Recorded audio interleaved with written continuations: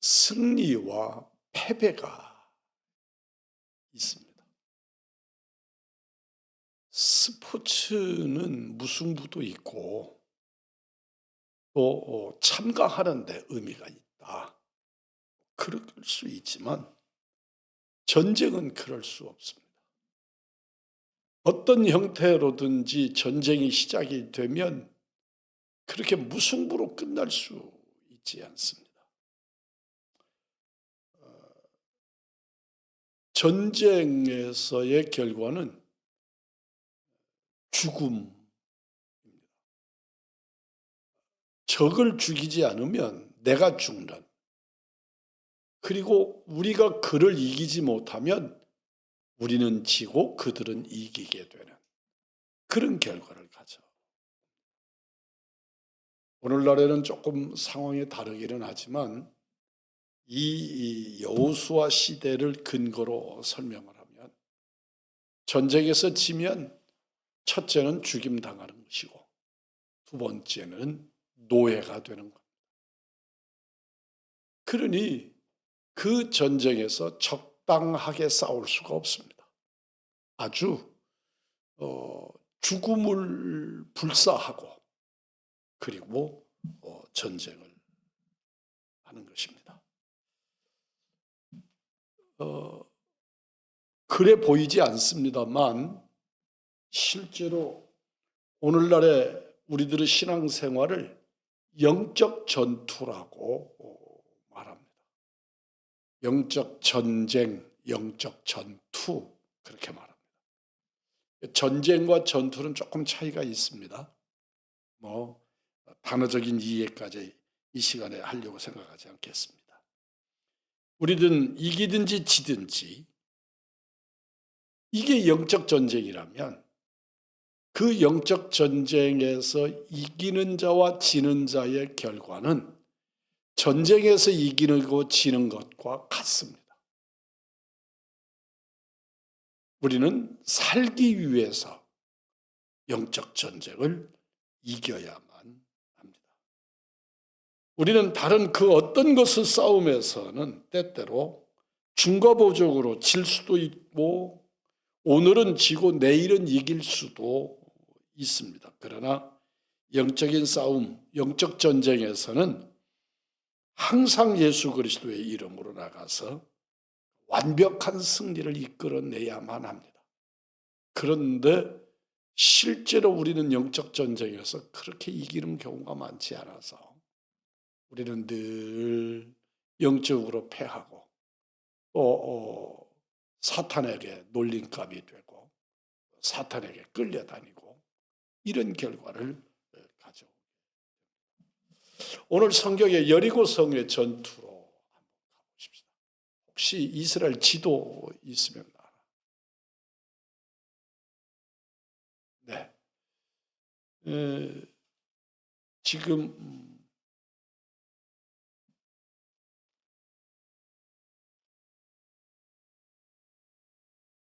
지도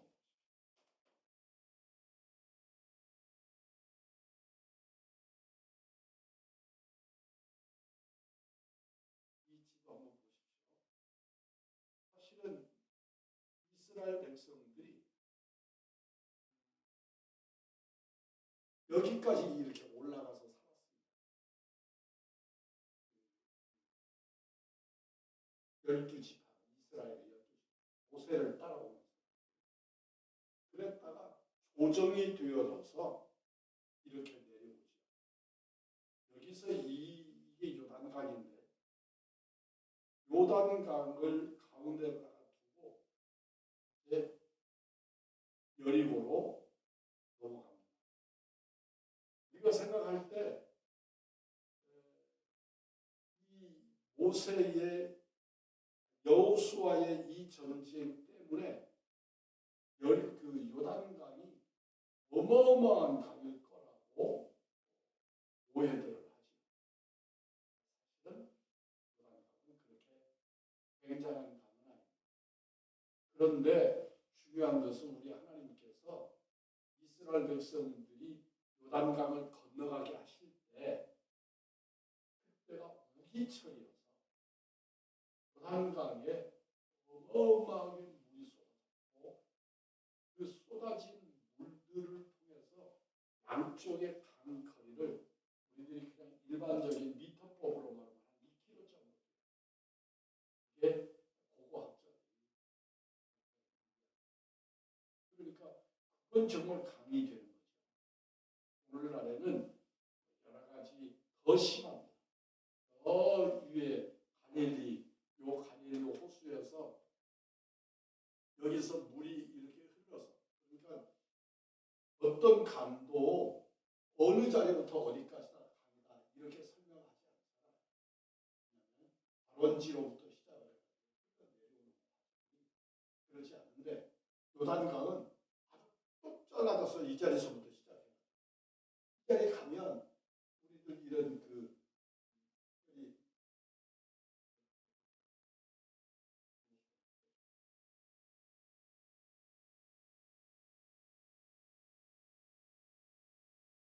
그렇게 멀리 안 가고 우리 동네 왕송호수 왕송호수 끝자락에 가보면 보가 있잖아요.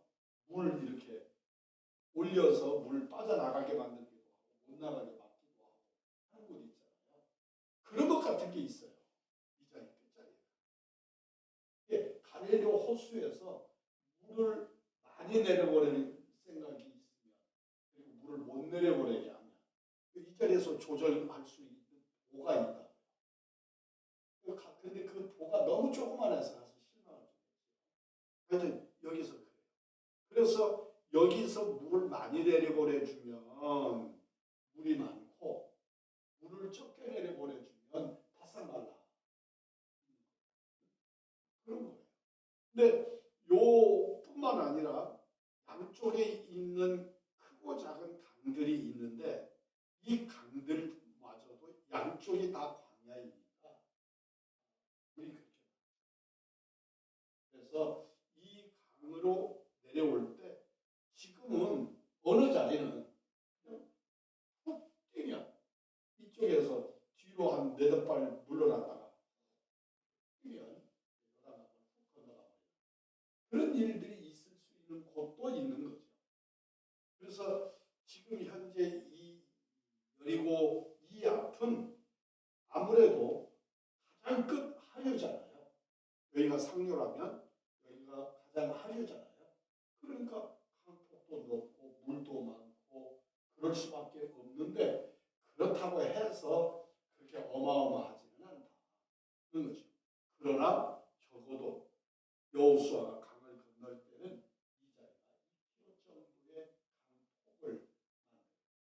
그래서 여러분들 아시는 대로 이 요단강 가운데에다가 각 지파별로 돌을 갖다가 쌓고 그러는 일들 퍼포먼스들을 해갈 수 있었던 거죠. 그만큼 강폭이 넓어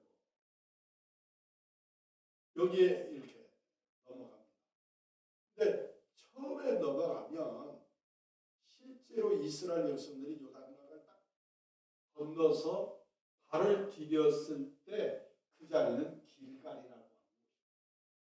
길갈이라고 하는 곳이 훗날에는 사무엘 선지자가 이스라엘 행정을 행하실 때 기본이 되는 중심지가 길갈입니다.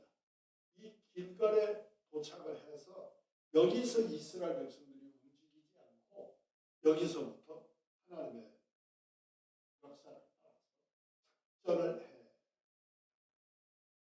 아시는 것처럼 이들이 이제 오늘 본문에 여리고성을 무너뜨리게.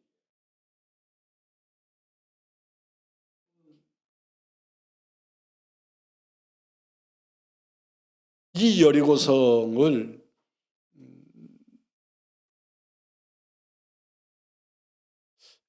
이런 그 여리고성이나 이런 성들이 아주 고대에 해당이 되는 지역이잖아요. 그러니까 오늘날에 우리들이 가면 저게 여리고성이었었구나 그렇게 보이지 않아요.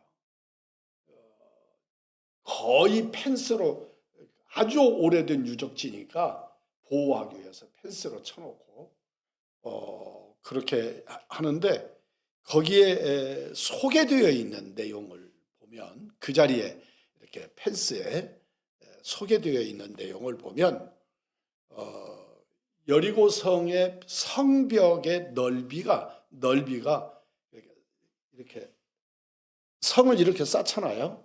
이렇게 쌓아놓으면 그냥 벽돌담처럼 이렇게 쌓아놓은 게 아니고 그 성벽 위에서 마차 2대가 함께 달리는 그럴 정도, 그러니까 고속도로 같은 그런 넓이의 성벽이 있었다.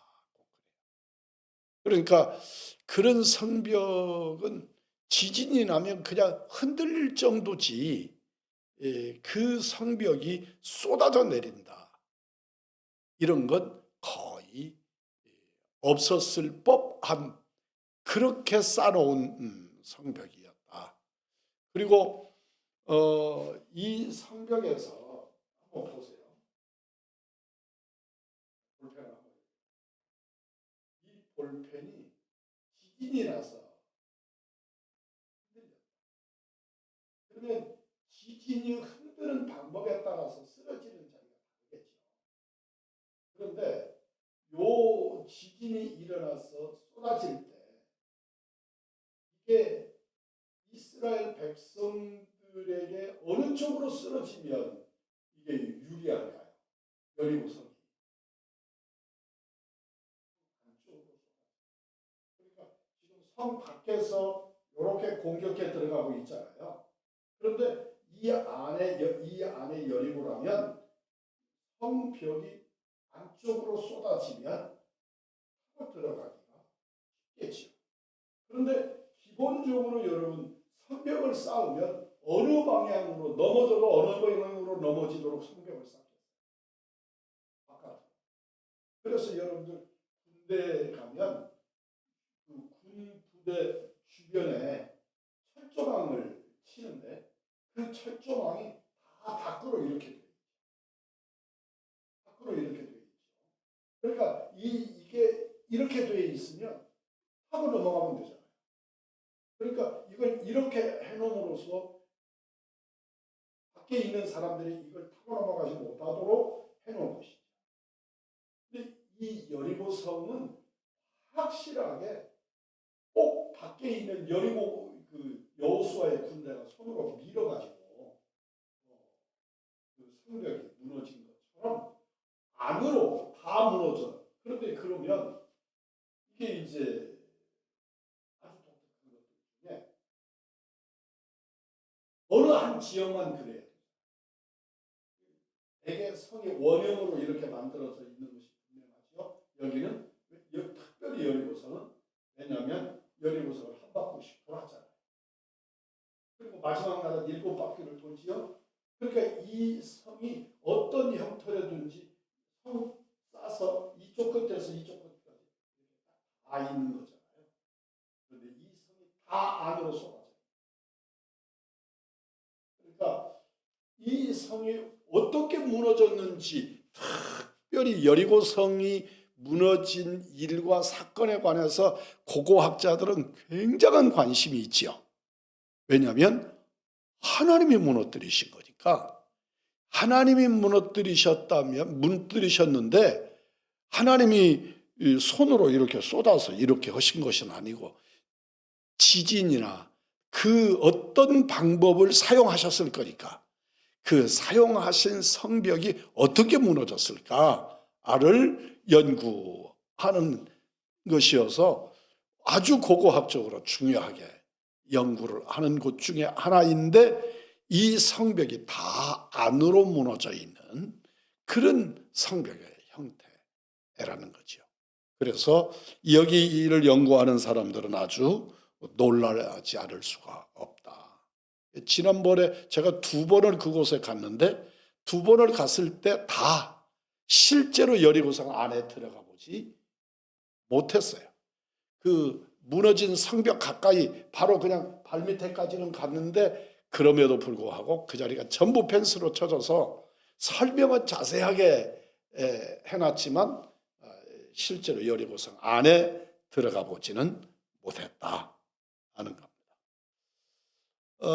그런 의미에서 여리고성은 지금 우리나라 성들처럼 돌로 이렇게 딱딱 깎아서 착착 이렇게 만들어진 그런 성이 아니고, 여러분들 어려서, 저는 눈에 선합니다만, 어려서 흙담 보셨습니까?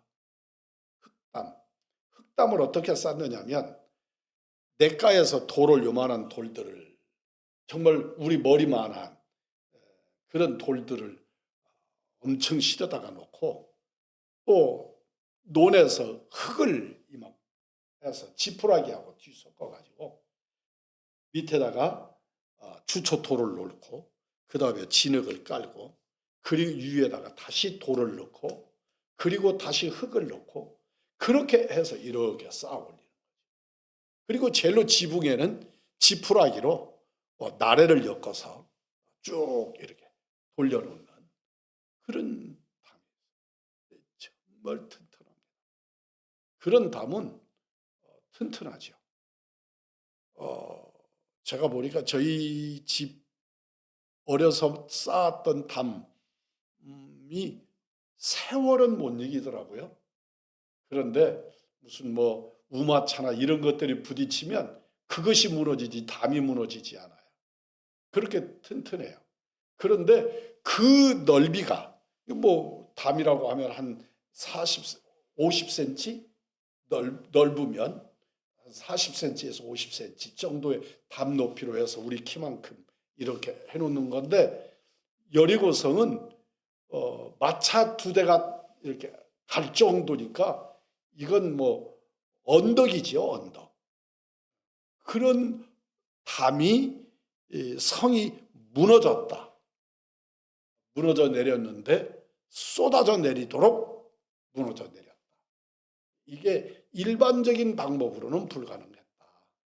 하나님이 특별하게 하신 것이다. 오늘 본문의 말씀을 보면서 우리 한번 살펴보십시다. 전쟁터의 병사는 부지런해야 합니다.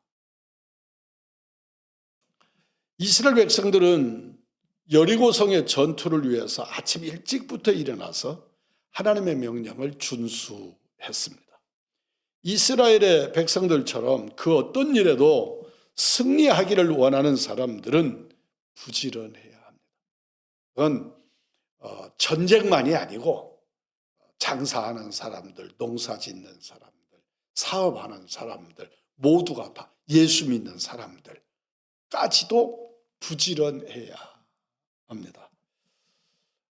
게으르면 안 됩니다. 성경은 아주 게으른 사람들에 대해서 아주 비판적이고 책망이 심하게 하십니다. 성경은 잠언서 18장 9절의 말씀을 보면, 자기 일을 게을리 하는 자는 패가하는 자의 형제다, 그렇게 말씀합니다. 게으르면 그렇다는 겁니다. 또 로마서 12장 11절의 말씀을 보면, 부지런하여 게으르지 말고 열심을 품고 주를 섬기라.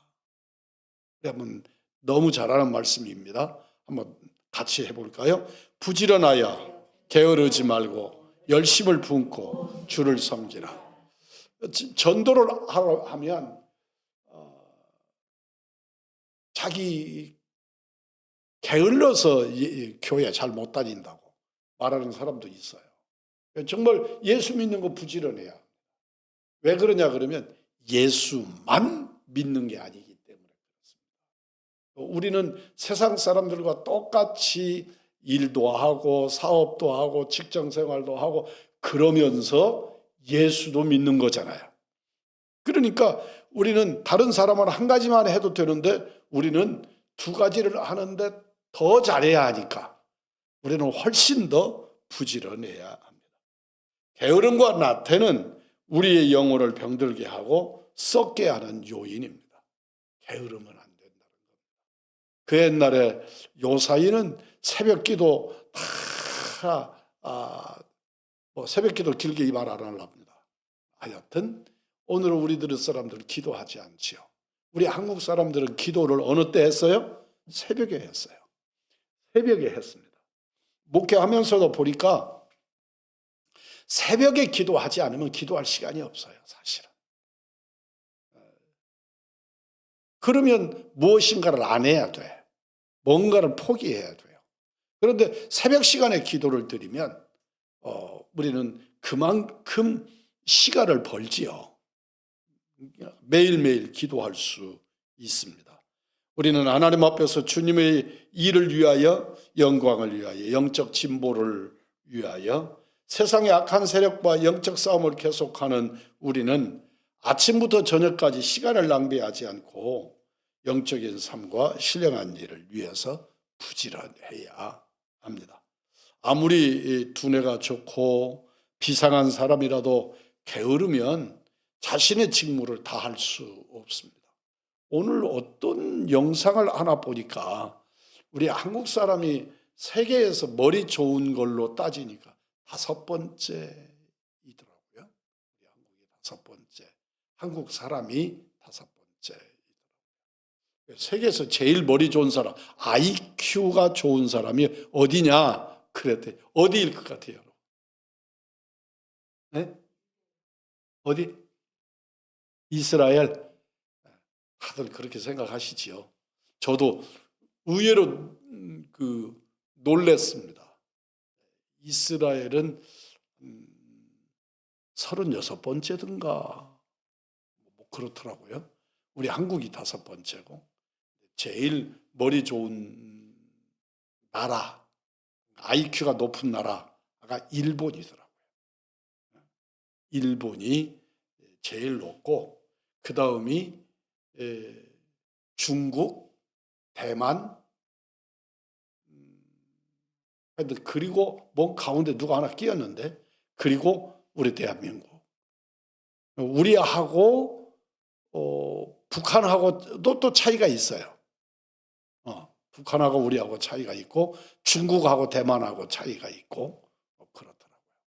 하여튼 미국도 꽤, 우리는 100을 조금 넘는 나라들이고 이스라엘은 96, 97 뭐 이런 정도 수준.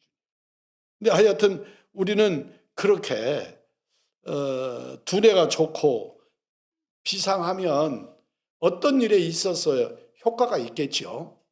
그럴 수 있는데 게으르면 자신의 직무를 다할 수 없게 됩니다. 우리는 하나님의 일을 행할 때 좀 부지런해야 돼요. 게으르고 나태하면 안 됩니다. 부지런하여 게으르지 말고 열심을 품고 주를 섬기라. 부지런만이 아니라 열심도 해라. 우리 주님은 그렇게 말씀합니다. 또는 영적 전투에서 승리하기 원하는 병사는 지휘관의 명령에 순복해야 돼요. 그러니까 지휘관의 명령에 순복하지 않고는 전쟁을 할 수가 없어요. 요사이 제가 고려 거란 전쟁하는 영화에 빠져가지고 기회만 되면 뭐 그렇게 영화가 1시간 반 이러면 되지 막 그렇게 되는 게 몇 부작까지 있는지 모르겠어요. 이걸 다 어떻게 보나. 근데 하여튼 거기서도 보면 전쟁을 하는 사람들이 지휘관의 명령에 순종하면 살아요. 그런데 지휘관의 명령을 못 따르고 겁이 나서 달아나거나 또는 꾀를 부리면 오히려 죽는 거죠. 여리고 전투의 승리는 여호수아의 뛰어난 전략 그리고 전투의 비결 뭐 이런 데 있었던 게 아니에요.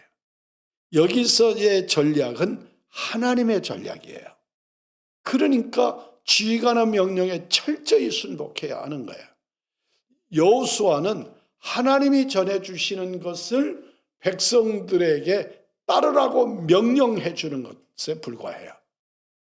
저는 오늘날의 목회자들이 철저하게 여호수아의 역할이라고 믿습니다. 여호수아의 역할이라고 믿습니다. 우리는 전쟁을 할 때 제가 우리 의왕중앙교회 성도들을 그리고 지도자들을 모아놓고 작전회의를 해서 여기는 이번에는 이렇게 싸우고 여기는 이렇게 누구를 보내고 이런 일을 하지 않아요. 오히려 하나님께서 여호수아에게 명령해 주시고 엿새 동안 한 번씩 돌아라. 대신에 소리내지 마라. 일곱째 날 7바퀴 돌고 마지막 날에 소리를 함성을 질러라. 그러면 하나님께서 승리하게 하신다.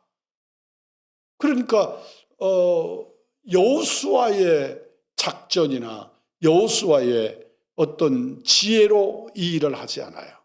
하나님의 명령을 전달하고 전달한 하나님의 명령을 잘 지키도록 독려하는 일을 하는 것이죠. 오늘날 우리 목회자들이 하는 일이 이 여리고 전투에 있어서 여호수아의 지도력이에요. 행위예요.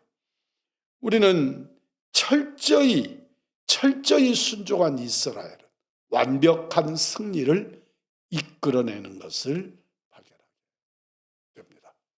우리는 하나님의 말씀을 어떻게 순복할 것이냐, 그리고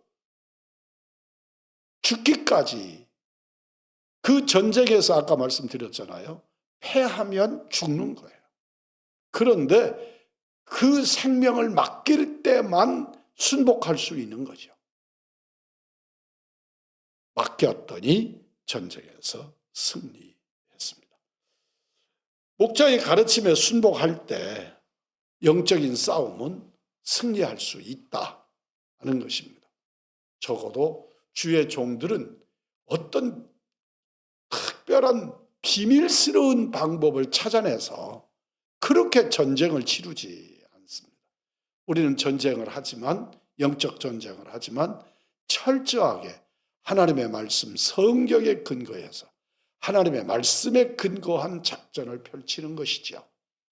오늘 본문의 말씀을 기억하시면서 철저하게 주의 종들의 지도에 순복함으로써 여리고성을 칼, 창으로가 아니라 하나님의 말씀을 순복함으로 승리했던 것처럼 우리는 그렇게 승리하시기를 바랍니다. 로마서 6장 17절로 18절의 말씀을 봅니다. 하나님께 감사하리로다. 너희가 본래 주의 종이더니 너희에게 전하여 준 바 교훈의 본을 마음으로 순종하여 주에서 해방되어 의의 종이 되었느니라. 우리는 원래는 사탄에게 예속된 존재이들이지만 우리들은 철저하게 그것으로부터 벗어나서 하나님의 영광의 백성들이 된 줄 믿습니다. 적어도 이스라엘 백성들이 여리고성을 돌면서 의아했을 수 있습니다. 도대체 왜 이 전쟁을 이렇게 하지? 이거 어떻게 하자고 이러는 거지? 예를 들면 성을 사다리 타고 넘어가는 훈련을 한다든지, 아니면 여리고성에 어디가 조그마한 구멍이라도 있어서 성 안으로 우리 군대를 들여보낼 수 있을까? 그런다든지, 적전을 어떻게 분열시키지? 이런 것들을 할 수 있어야 하는데 성을 자꾸 도니까, 그 성을 돈다는 게 얼마나 어리석은 일인가 하면 아세요? 오늘날도 아니고 그 시절에는 병력 숫자가 얼마인가가 비밀이어야 해요. 근데 여리고성을 전군을 거느리고 돌면 여호수아의 군대가 얼마라는 걸 여리고성 사람들에게 다 노출시키는 거잖아요. 그리고 어떻게 되어도 성이 위에 있지 성이 아래에 있지 않잖아요. 여리고성 안에서 밖으로 화살을 쏘면 상처 입고 죽을 사람은 이스라엘 사람들인 건데 그렇게 주변을 돈단 말이죠. 근데 여기서 중요한 것은 하나님의 영이 그 여리고성 사람들을 잔뜩 겁을 주었어요. 그러니까 그들이 나와서 화살을 쏠 생각을 하거나 공격할 생각을 못하고 이스라엘 백성들은 아주 조용하게 순복하여 성을 도는 거죠. 우리들은 이 상황이 어떤 것이냐를 이해하기보다 하나님이 명령하신 것에 순복할 줄 아시는 은혜의 성도들이 되기를 주의 이름으로 축복합니다. 승리를 얻고자 하는 영적 전투병들은 그 삶이 성결해야 한다 하는 겁니다. 여리고성을 정복한 이스라엘의 택함을 받은 백성들은 하나님의 말씀에 순복해서 인간적으로 잔인하고 필요 이상이라고 할 만큼 가혹한 정복자의 모습을 가지면 안 됐어요. 그렇게 죄송합니다. 정복자의 모습을 가져야 했어요. 그 옛날 애굽에서 노예가 되었던 날들을 생각해 볼 때 너무 여리고 전쟁에서 패했다고 생각하면 패한 그 사람들을 종으로 삼으면 되잖아요. 그런데 모조리 죽이는 거예요. 모조리 죽이는 거예요.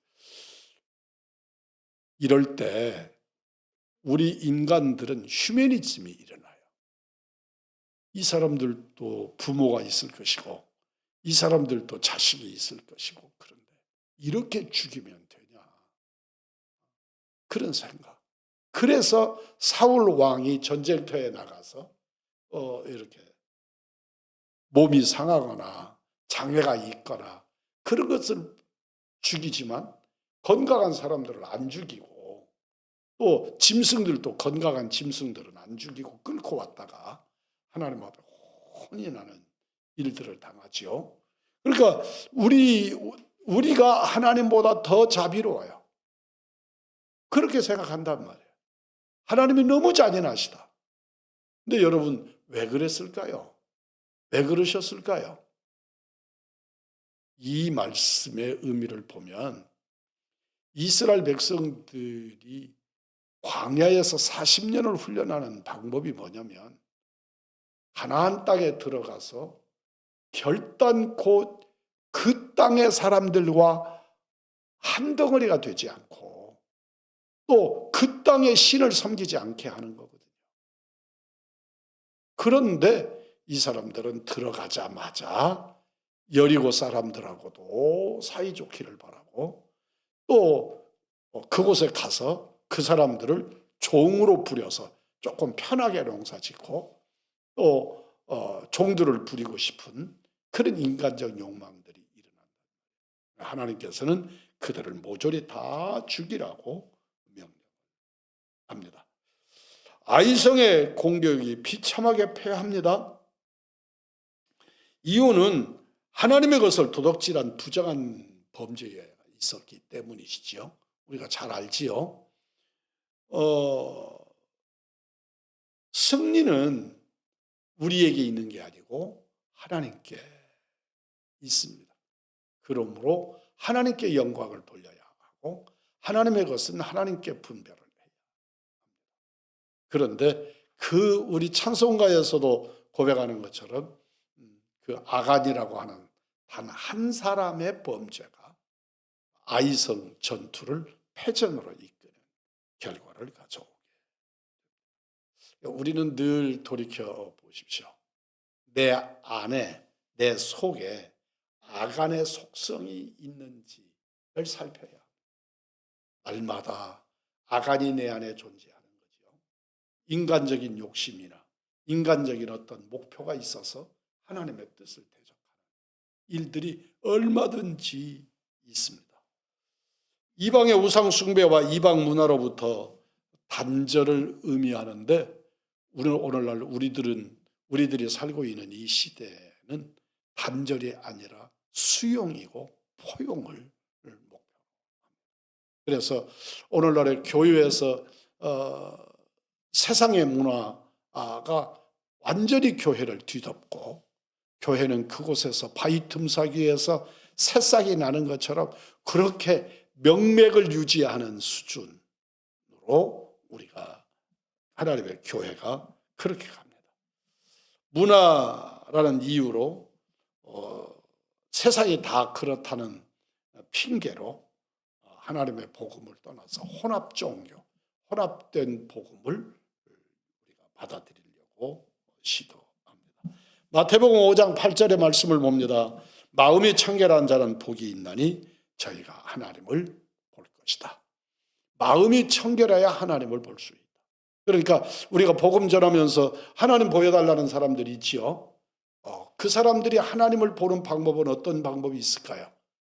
그가 예수 믿으면, 그가 예수 믿어서 심령이 청결해지면 하나님을 볼 수 있습니다. 우리는 교회 안에 있어서 위장하고 있는 세속적인 제도 등등의 것들을 정결하게 하나님의 교회로 성결을 이루어야 합니다. 아간 한 사람의 범죄가 여리고를 아이성을 전투를 패하게 했다 하는 사실들을 기억하시면서 진실로 그 어떤 밖에 있는 무엇이 아니라 내부의 내 안에 있는 아간의 속성이 나를 무너뜨리게 하고 우리 교회를 무너뜨리게 한다 하는 사실들을 기억하시면서 여리고성의 승리의 배후에 역사하시는 하나님, 그리고 그 여리고성의 승리 속에 우리에게 가르치시고 교훈하시고자 하는 하나님의 교훈을 깊이 새기시는 우리 믿음의 식구들이 되기를 주님의 이름으로 축복합니다.